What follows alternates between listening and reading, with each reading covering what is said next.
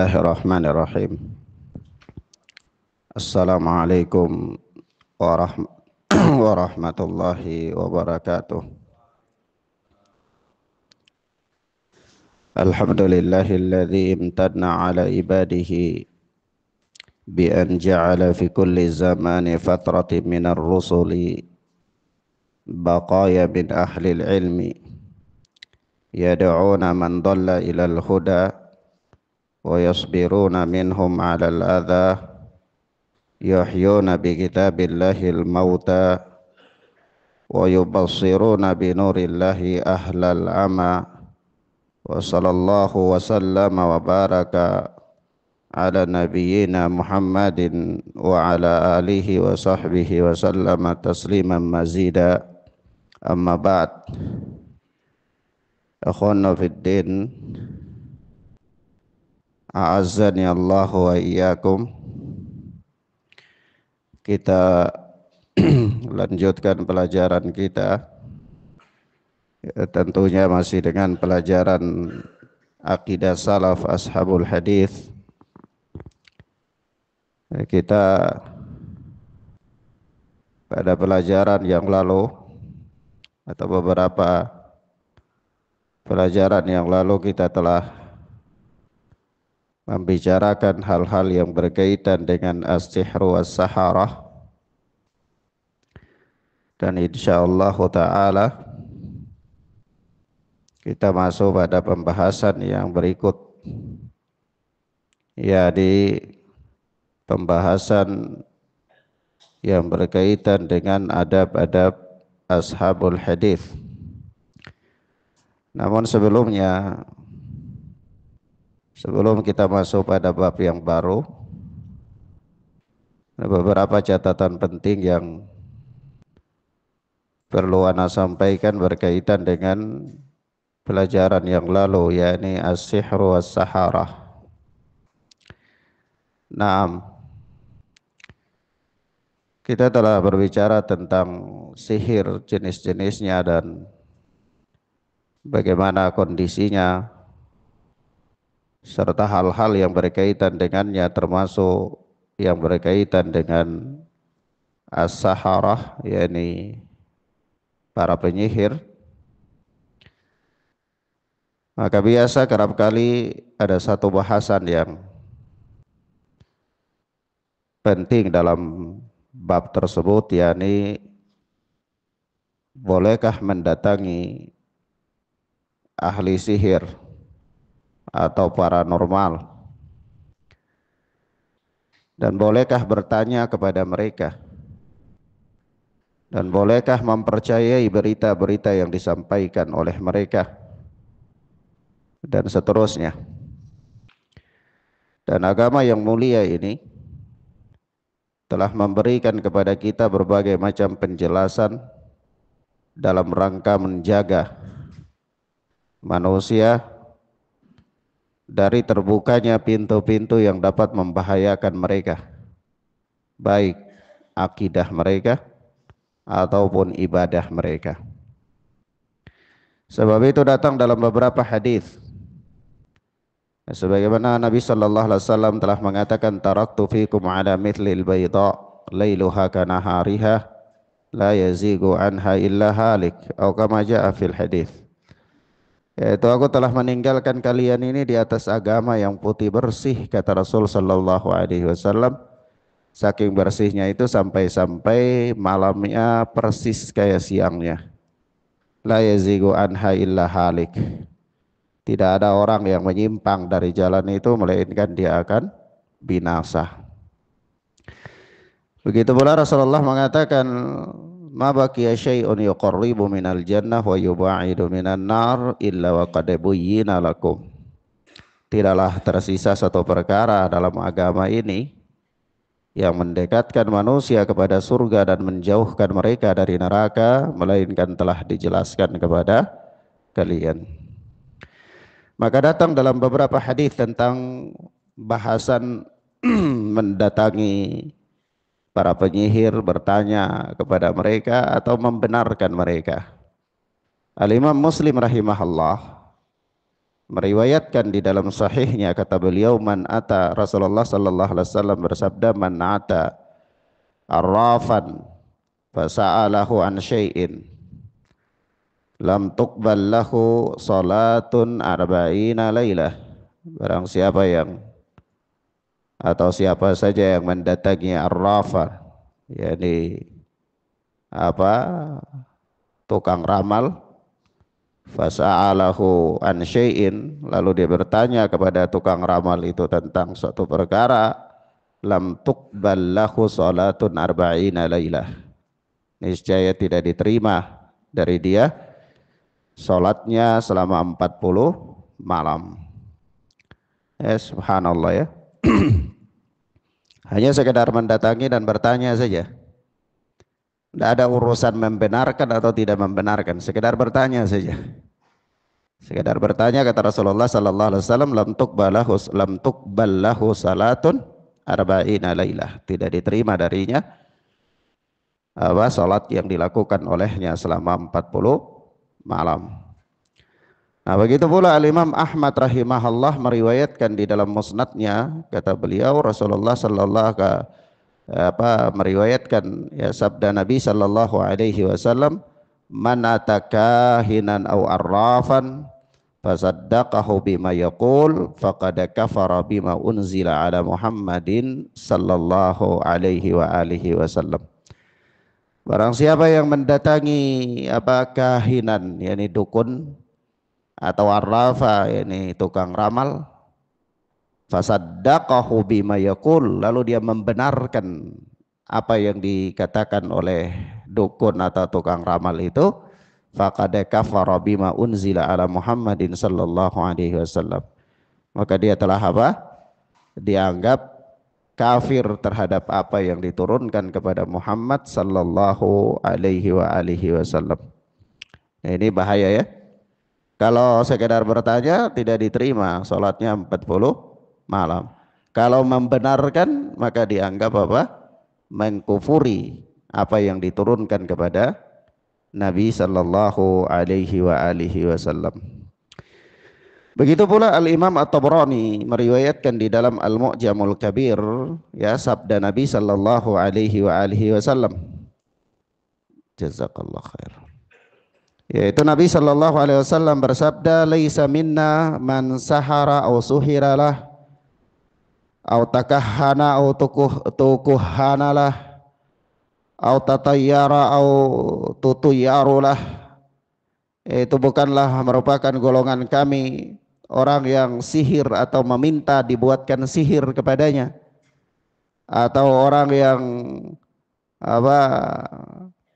melakukan praktek perdukunan, takahana atau tukuhanalah, atau meminta supaya buatkan mantra-mantra dukun kepadanya, au tatayyara au tutuyyarulah, atau orang yang melakukan praktek tatayyur atau meminta supaya dibuatkan tatayyur untuknya.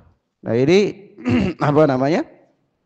Rasulullah sallallahu alaihi wasallam menggolongkan dari golongan beliau sallallahu alaihi wa alihi wasallam. Nah, ini nas-nas ya yang sejalan, yang serupa dengan ini banyak sekali.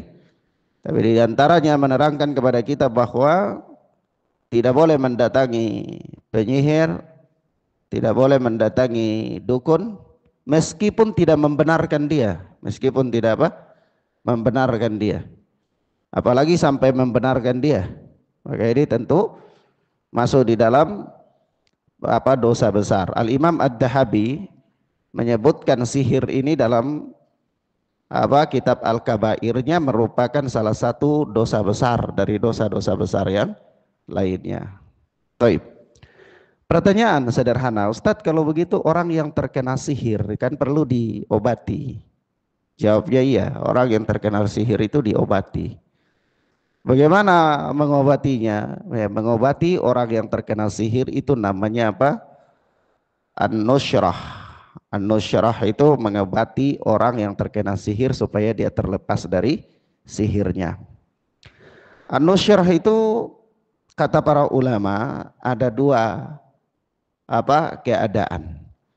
Sebab itu Al-Imam Ibnu Qayyim Al-Jauziyah di dalam Zadul Ma'ad beliau mengatakan bahwa an-nusyratu hallus sihri anil mashur. Nusyrah itu adalah menghilangkan sihir dari orang yang disihir, kata beliau. Wahia nau'an, dan itu ada dua jenis, kata Imam Ibnu Qayyim. Nusyrah itu ada dua jenis. Kata beliau, rahimana wa rahimahallah, hallun bisihrin mithlihi. Ya, wa huwa alladhi min amali syaitan wa alaihi yuhmalu qawlul hasan la yahullu sihra illa sahir. Kata beliau yang pertama, jenis yang pertama itu adalah melepaskan sihir dengan sihir yang semisalnya, atau mengobati orang yang terkena sihir dengan sihir yang semisalnya. Ada orang dia terkena pelet, ya dipelet lagi supaya sembuh dengan cara pelet pula misalnya, ya. Demikian. Orang yang disihir ya, diobati dengan cara sihir yang semisal dengannya. Ini jenis yang pertama. Kata Imam Ibnu Qayyim rahimana wa rahimahullah, wa huwa alladhi min amali syaitan. Itu termasuk dari perbuatan syaitan. Itu masuk dari perbuatan syaitan. Meskipun dia itu tujuannya untuk melepaskan orang yang terkena sihir itu dari pengaruh sihir. Itu termasuk perbuatan syaitan. Wa alaihi yuhmalu qaulul hasan, dan inilah yang dimaksud dengan ucapan Al-Hasan. Al-Hasan yakni Al-Hasan Al-Basri. Al-Hasan Al-Basri, imam dari kalangan tabi'in.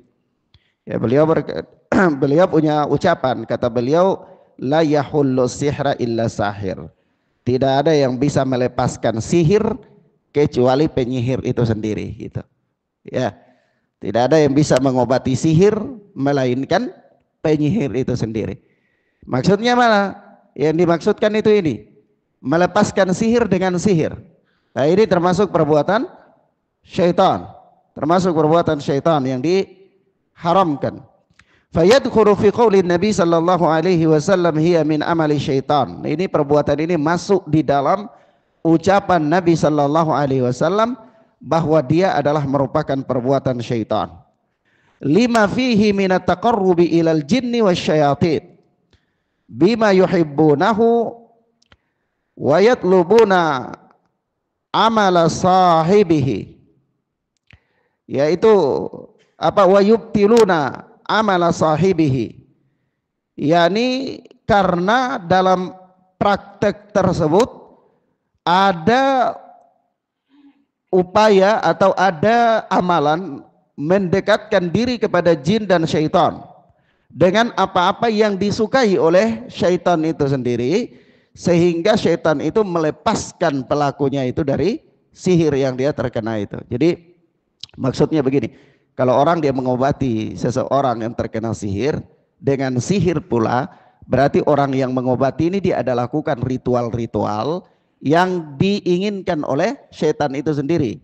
Syaitan itu dia bisa melepaskan orang yang terkena sihir itu dari sihir, tapi syaratnya ada, gitu. Nah, syarat itulah yang dilakukan oleh sang pengobat itu. Nah, ini yang kemudian masuk dalam larangan haram, dan itu termasuk bagian dari mempraktikkan sihir. Ini yang pertama. Yang kedua, kata Imam Ibnu Qayyim Al-Jauziyah dalam Zadul Ma'ad, ats-tsani, kata beliau, dan yang kedua itu adalah an-nusyratu birruqa wa ta'awudzat wal ad'iyah wad du'ail mubah wa hadza jaiz, kata beliau. Jadi yang kedua itu melepaskan orang yang terkena sihir dari sihir itu dengan ruqyah syar'i, dengan ruqyah syar'i, atau dengan doa-doa perlindungan, doa-doa perlindungan yang diajarkan oleh Nabi sallallahu alaihi wasallam, wal ad'iyah, dan doa-doa wad du'aul mubah, ya, begitu pula dengan doa-doa yang mubah yang dibolehkan, kata beliau hadza jaiz, yang demikian ini boleh. Jadi mengobati sihir itu Ada dua, mengobati sihir itu namanya nusyrah. Nusyrah itu ada dua. Ada dengan cara menggunakan sihir pula, ini haram. Ada dengan cara ruqyah syar'i, doa-doa ya. Nah ini yang dibolehkan. Baik. Itu pembahasan yang ya, melengkapi pembahasan kita. Sampai di sini paham ya ikhwan ya. Baik. Kita masuk pada bab yang baru. Kata Al-Imam As-Sabuni rahimana wa rahimahallah. Min adabi ashabil hadis. Ya, min adabi ashabil hadis. Ini termasuk diantara adab-adab ashabul hadis. Adab-adab ashabul hadis yang dimaksudkan di sini adalah berkaitan dengan bagaimana para ulama ashabul hadis itu menjaga agama mereka, menjaga ibadah mereka, menjaga amalan-amalan mereka, menghindari diri mereka dari hal-hal yang dapat menurunkan iffah mereka, kehormatan diri mereka. Itu yang dimaksud. Jadi bukan yang dimaksud adab-adab penuntut ilmu ini bukan seperti adab-adab ashabul hadis itu bukan seperti adab yang kita bahas, misalnya adab makan, adab tidur, bukan itu. Bukan itu yang dimaksud. Tetapi yang dimaksud bagaimana perangai ahlul hadis dalam menjaga amalan-amalan. Ya, bagaimana perangai ahlul hadis dalam memperhatikan ibadah-ibadah. Ya, sampai kadang-kadang ibadah yang mungkin dianggap oleh sebagian besar kaum muslimin ini perkara yang tidak terlalu penting, ya bagaimana perhatian mereka. Bagaimana perhatian mereka untuk menjaga hal-hal yang di dalamnya ada fadilah-fadilah ya dan seterusnya. Nah, ya ini yang dimaksudkan dalam pembahasan ini. Mafhum ya ikhwan? Paham ya? Bagaimana mereka menjaga salat mereka, bagaimana mereka menjaga puasa mereka, bagaimana mereka menjaga hafalan mereka, bagaimana mereka bergaul dengan Al-Qur'an. Nah, itu yang dimaksud dalam adab ashabil hadis. Ya. Naam. Kata Imam As-Sabuni rahimahullah, wa yuharrimu ashabul hadis al-muskira minal ashribatil muttakhadati minal inabi awiz zabibi awit tamri awil asali awid dhurrah aw ghairi dzalika mimma yuskiru kathiruhu. Ashabul hadis mereka mengharamkan al-muskira minal ashribah, minuman yang memabukkan, al-muttakhadati minal inab awiz zabib awit tamar awil asal awid durrah, yang diproses, dibuat, diambil dari anggur, dari zabib ya di kismis, au tamar dari kurma, tamar kurma kering ya, awil asal atau dari madu, awid durrah atau dari jagung, biji-biji jagung, au ghairi dzalik mimma yuskiru kathiruhu, atau dari hal-hal yang lain yang banyaknya itu memabukkan. Artinya kalau diminum, dikonsumsi dalam jumlah yang banyak itu memabukkan. Kalau hal-hal yang lain yang diperas dari hal-hal yang lain, misalnya diambil kemudian diproses, kemudian kalau diminum dalam jumlah banyak itu memabukkan, maka menurut ahlul hadis itu juga diharamkan. Nah, kemudian kata Imam As-Sabuni, yuharrimuna qalilahu wa katsirahu wa yajtanibunahu wa yujibuna bihil hadd. Kata mereka, kata Imam As-Sabuni, mereka mengharamkan banyak maupun sedikitnya. Jadi kalau yang memabukkan itu banyak atau sedikit itu haram dalam pandangan ashabul hadis. Misalnya ada orang, kalau dia ada sesuatu yang memabukkan, dia minum sedikit saja, 1 sendok misalnya, haram apa tidak? Menurut ashabul hadis haram. Kalau dia minum banyak, haram. Sesuatu yang memabukkan itu dalam jumlah banyak, kalau dia minum sedikit tidak mabuk, dia minum banyak baru mabuk. Nah ini kata mereka, minum sedikit pun diharamkan, walaupun kalau sedikit itu tidak mabuk, banyak baru mabuk, tapi sedikit diharamkan walaupun tidak mabuk kata mereka. Dan apa? Yajtanibunahu, mereka menjauhinya, melarang daripadanya. Wa yujibuna bihil had, dan mereka mengharuskan adanya hukuman had atas apa? Adanya penetapan hukum atas orang yang mengkonsumsi benda-benda tersebut. Taib. Ikhwan, a'azzani Allah wa iyyakum. Ucapan Al-Imam As-Sabuni ini beliau menerangkan kepada kita tentang ya kebiasaan bangsa Arab, di mana dulunya mereka biasanya memproses anggur, memproses kurma. Itu kalau diambil, dikasih air, disimpan lebih dari 3 hari, itu biasanya dia sudah jadi khamar. Jadi kalau minum itu bisa memabukkan. Nah, orang-orang Arab itu dulu sangat suka dengan yang minuman-minuman yang jenis ini, sampai mereka menganggap sebuah kebanggaan kalau orang itu bisa mabuk. Itu bangsa Arab. Jadi kalau orang belum bisa mabuk itu dianggap cemen, ya. Jadi kalau bisa mabuk, itu baru cakap itu, ya. Nah, itu menurut mereka. Jadi mereka buat syair-syair, nulis-nulis syair-syair tentang kehebatannya apa anggur, ya. Mungkin apa sekarang ini minuman-minuman yang kelas-kelas, ya, bagus, ya, yang mahal dan seterusnya. Mereka terangkan tentang kelebihannya, apanya itu mereka buat syair, ya. Mereka buat syair dalam hal-hal tersebut. Nah, benda-benda yang bisa diproses itu yang umumnya terjadi di kalangan mereka itu, yaitu ya di apa, anggur, kismis, kurma, apa, madu, ya, jagung, ya. Biji-bijian jagung.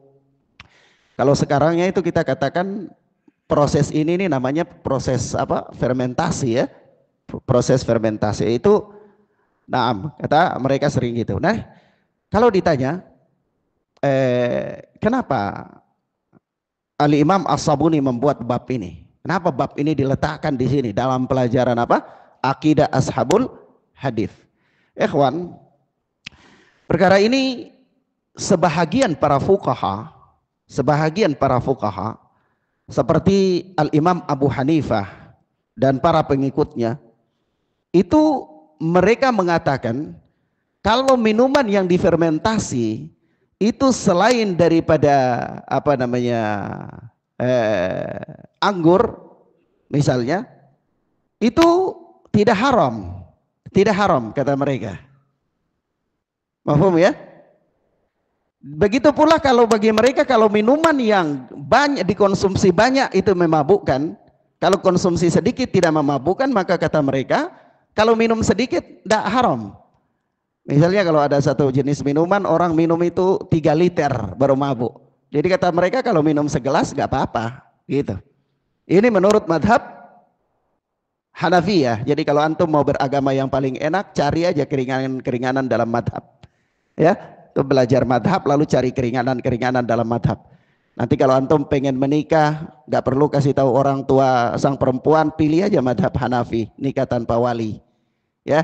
Kalau antum lagi safar, pengen sudah lama nggak ada istri, ya, pengen kontrak dulu beberapa hari, ya pilih saja apa pendapatnya Ibnu Abbas pada pertamanya bolehnya nikah mut'ah misalnya, ya. Kalau antum kemudian pengen mabuk-mabuk sedikit lah, pilih juga pendapat Al-Imam Abu Hanifah, ya. Jadi pilih saja yang ringan-ringan, nanti antum bisa apa terkumpul pada antum kefasikan, terkumpul pada diri orang yang suka mencari keringanan-keringanan para ulama itu sebagai kefasikan. Orang itu akan fasik, sefasik-fasiknya manusia di dunia, ya. Sefasik-fasiknya manusia di dunia itu orang yang dia mengumpulkan keringanan-keringanan para ulama yang pada dirinya, ya. Nah, maka dari itu kita lihat, ya,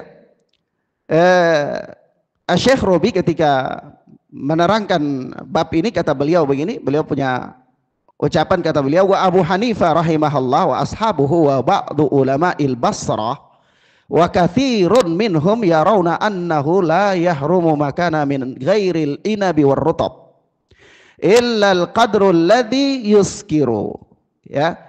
Abu Hanifah dan murid-muridnya serta sebahagian ulama Basrah, bahkan sebahagian besar dari mereka berpandangan bahwa tidak haram, ya, fermentasi minuman itu khamar itu selain daripada inab dan rutab, selain daripada anggur dan apa,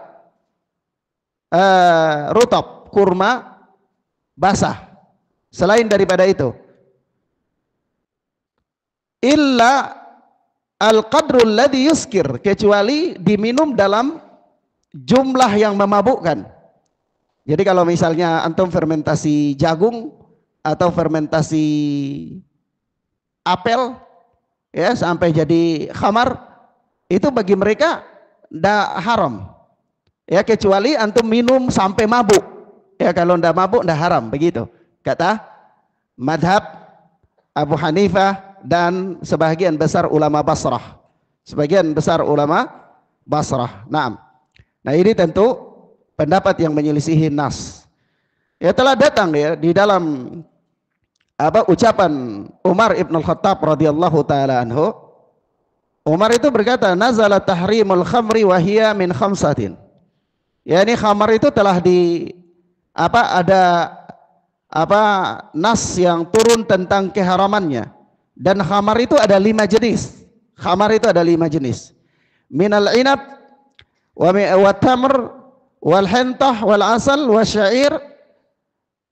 5 ya, yaitu dari anggur, dari kurma, dari hintah itu gandum, wal asal dari madu, dan dari syair. Syair itu biasa kalau kita terjemahkan dalam bahasa Indonesia juga kadang-kadang penerjemah menerjemahkan dia anggur juga ya.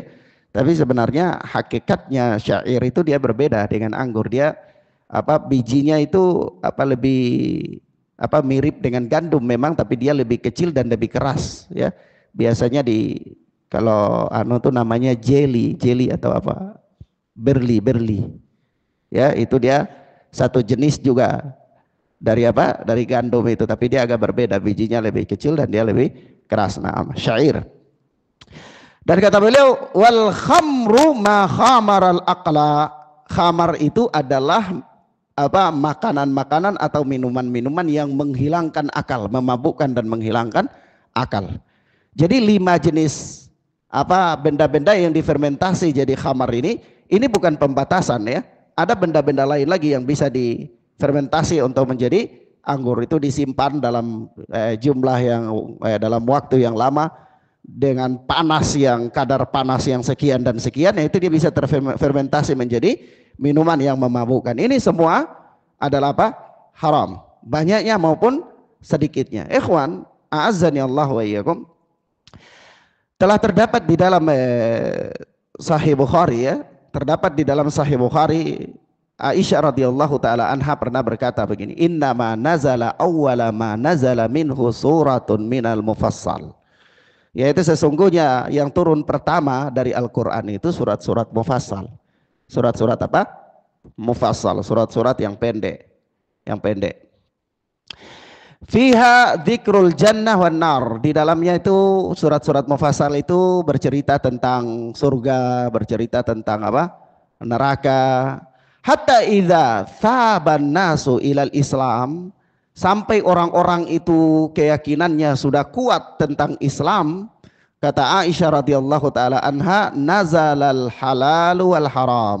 Baru ketika itu turunlah ayat yang berbicara tentang halal dan haram.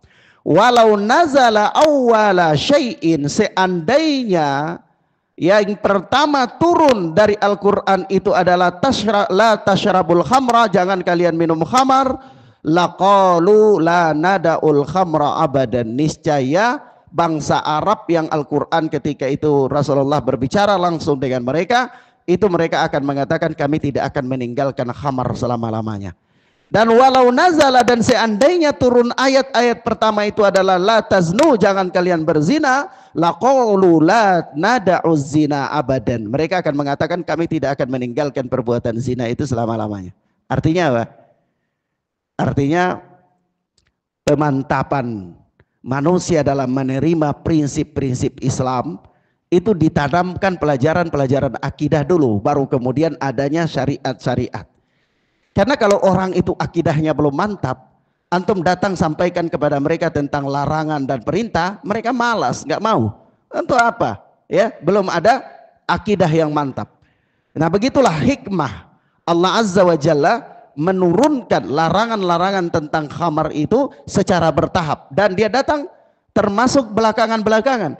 Kenapa? Ayat-ayat yang turun pertama untuk membina generasi Islam yang pertama itu ayat-ayat yang berbicara tentang surga dan neraka, yakni penanaman akidah, meyakini bahwa perbuatan manusia di dunia ini nanti ada balasannya di akhirat, ya, meyakini bahwa di akhirat itu ada nikmat, ada adab, di akhirat itu ada problem-problem, ada perjalanan-perjalanan, ada kengerian-kengerian, ada hal-hal yang mengerikan dan seterusnya. Itu sampai orang itu yakin benar-benar tentang kehidupan akhirat, ya, baru kemudian adalah perintah tentang halal haram, yang ini halal, yang ini haram. Nah begitu terus sampai sudah kayak gitu, baru kemudian ada larangan tentang apa? Khamar. Bahkan kalau kita memperhatikan ayat Al-Quran, ayat-ayat Al-Quran tentang pelarangan khamar itu kan turun dalam 4 tahap, ya, dalam 4 tahap. Nah pertamanya Al-Quran turun menyinggung tentang kerusakan khamar, tetapi tidak mengatakan keterangan apapun tentang keharamannya, tidak ada. Cuman menyebutkan, singgung saja bahwa khamar itu ada kerusakannya, gitu aja sudah. Ya, waktu itu orang masih apa? Gandrungi khamar. Ya, sebagaimana Allah Subhanahu wa taala berfirman di dalam surat An-Nahl, ya, yaitu wa min thamaratin nakhili wal a'nabi lattakhiduna minhu sakara wa rizqan hasana. Ya, dan dari buah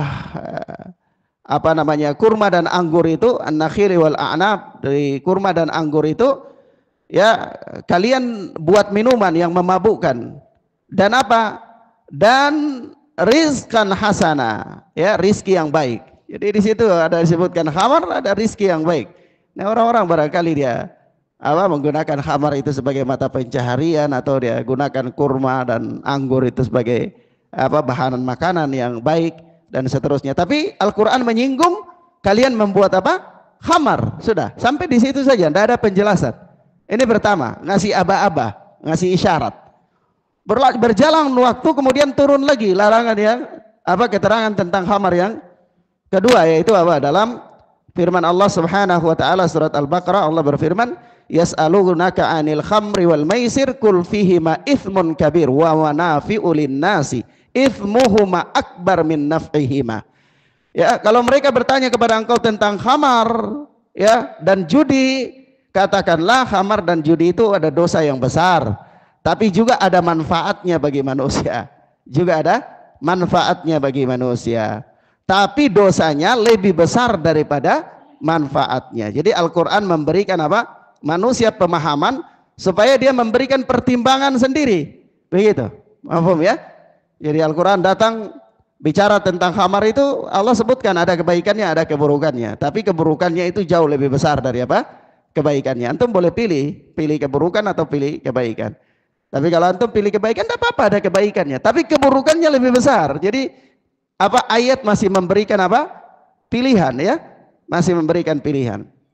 Sampai kemudian sahabat di antara orang-orang Arab waktu itu masih mabuk, masih jadikan minum khamar itu sebagai hobi, nongkrong minum khamar dan seterusnya. Kemudian turun ayat yang berikut, yaitu firman Allah Subhanahu wa taala dalam surat An-Nisa, itu pengharaman dalam kondisi tertentu.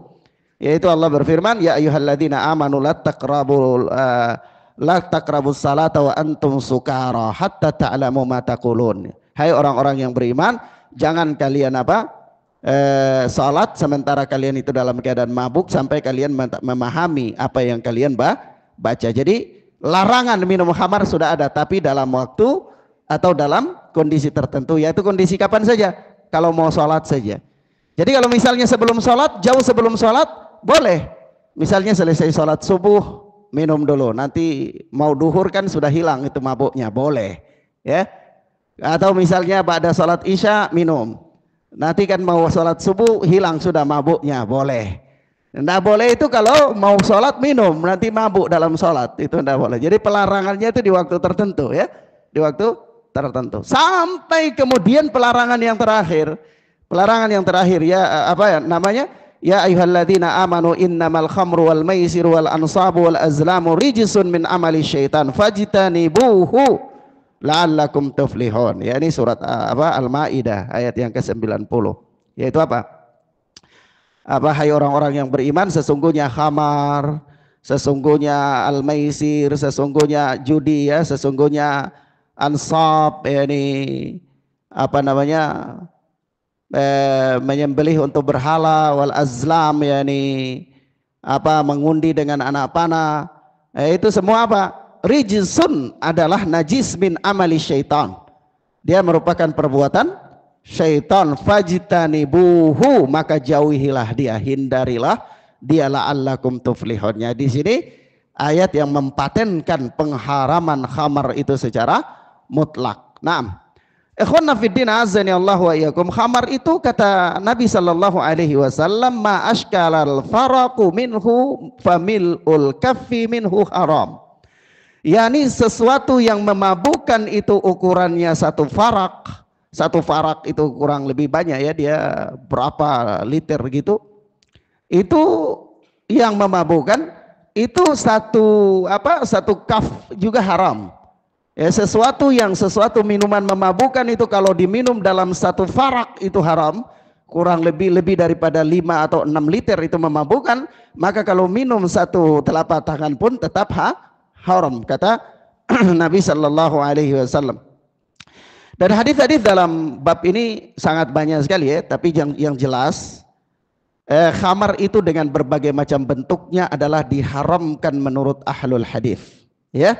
Nah, apakah kepada perkembangannya kemudian itu ada dalam bentuk asap, ada dalam bentuk apa, cairan, ada juga mungkin dalam bentuk makanan, ya, dibuat dalam bentuk makanan-makanan, atau mungkin ya dalam bentuk apa, suntikan-suntikan ke tubuh dan yang semisalnya, yang intinya dia adalah ada padanya itu khamar yang memabukkan dan menghilangkan akal manusia. Itu dalam pandangan ashabul hadis dia adalah haram.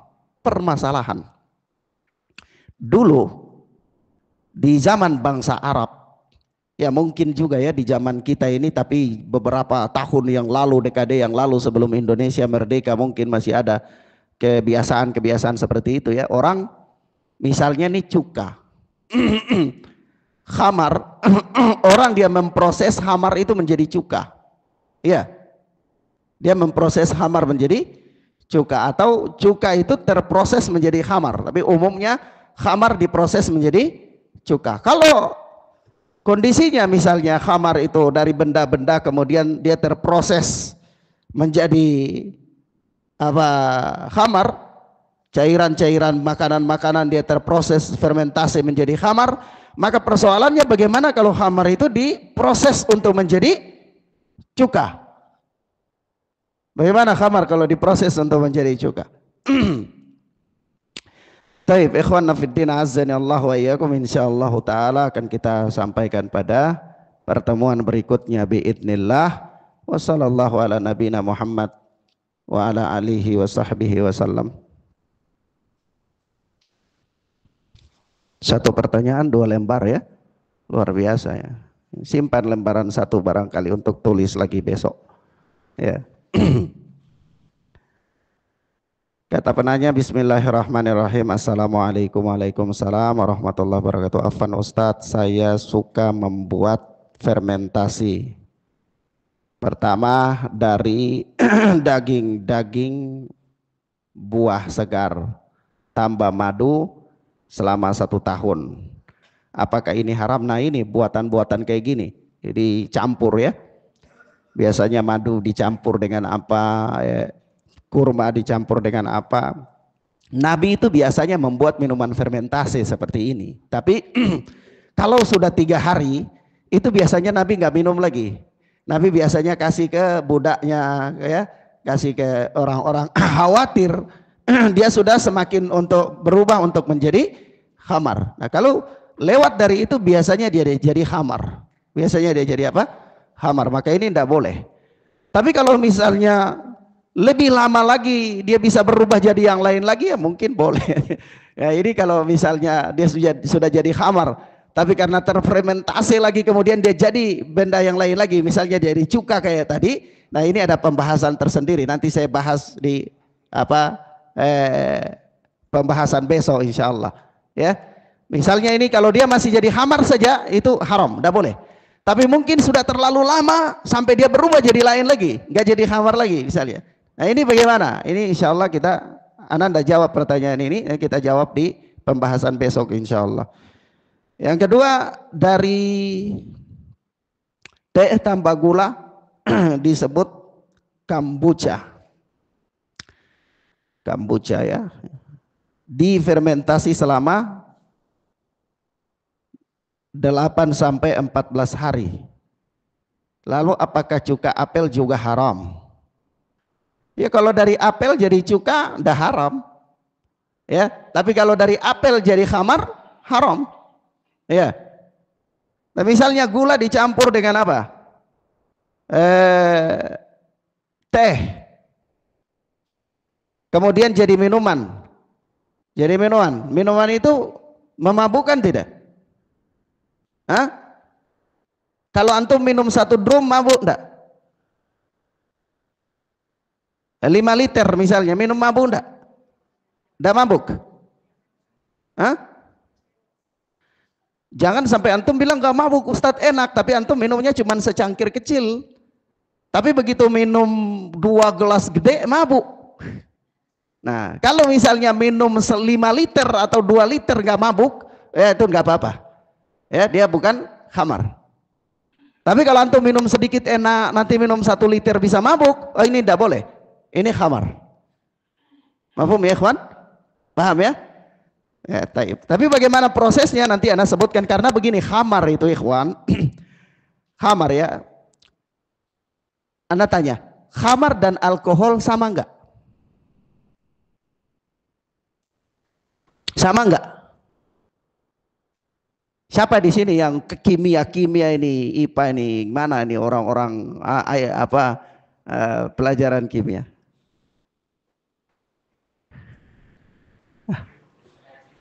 Ya, khamar dan alkohol itu tidak sama. Alkohol itu satu jenis dalam khamar. Satu jenis dalam khamar. Jadi alkohol itu ada alkohol untuk pengawet, ada alkohol untuk pengembang, ya kue, ada macam-macam. Masuk dalam khamar enggak? Dia satu unsur dalam khamar. Apa hukumnya? Ini yang nanti Anda bahas pada pelajaran berikutnya tentang membuat khamar menjadi cuka. Iya. Nah, demikian ikhwan fillah azani Allah wa iyyakum, mudah-mudahan bermanfaat bagi kita insyaallah taala. Wassallallahu ala nabiyina Muhammad wa ala alihi wa sahbihi wasallam. Subhanaka Allahumma wa bihamdika asyhadu an la ilaha illa anta astaghfiruka wa atubu ilaik. Wassalamualaikum warahmatullahi wabarakatuh.